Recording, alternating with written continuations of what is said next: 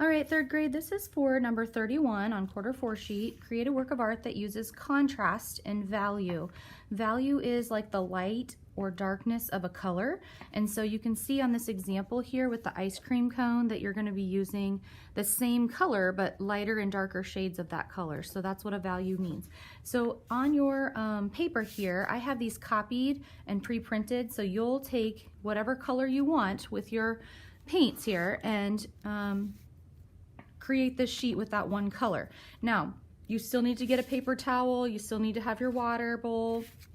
I'm using a flat brush, that's just because that's what I would prefer.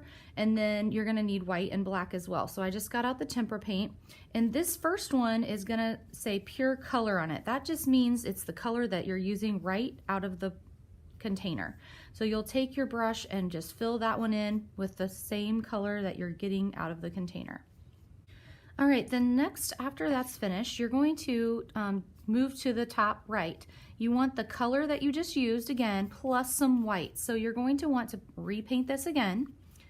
But remember, these are really messy paints, so you need to have your brush washed out when you go to take another color out of the box. So I'm gonna kind of put this in most of the thing. I'm not gonna exactly paint everything in, but then really wash this out well, scrub it on the bottom of the bowl, and then wipe it on your towel to clean it out.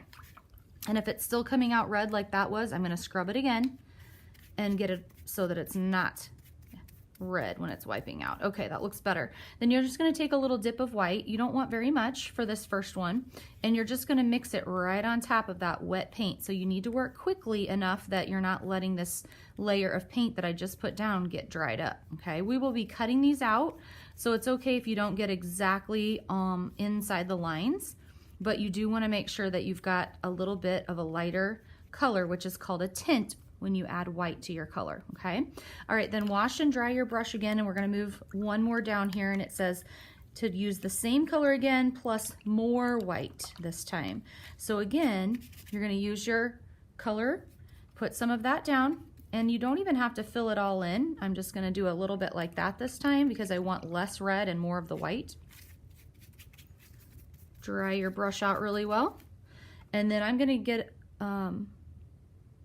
I'm gonna take enough white that it's more than what I used before, okay? And then go ahead and mix that into the color you had already painted on here. And you should be able to tell, especially when it dries, it will dry a little bit darker, but you should be able to tell the difference between the one you just added some white and then a lot more white too. This should be a much lighter shade. So you can see that a tint of red is pink. All right, then we're gonna wash our brush out and work over here on the darker colors of the red. So again, gently wash and dry. Put a little red down on this one again, and again, I'm gonna use a little more of the red, and we're just gonna use a small amount of black. Black will turn your stuff dark really quick, so just fair warning, be careful with how much black you use. And I'm just gonna take a very small amount of black, like I said, and mix it right on top of this. Okay, and then the last one, of course, same thing, just like we did with the last white one, we're gonna add some of the color on here, wash and dry your brush, and add a little more black this time. Now, if you cannot tell a big difference between the two, you can always add a little more black. You just can't, of course, take it back off. So keep that in mind, you can always add a little more.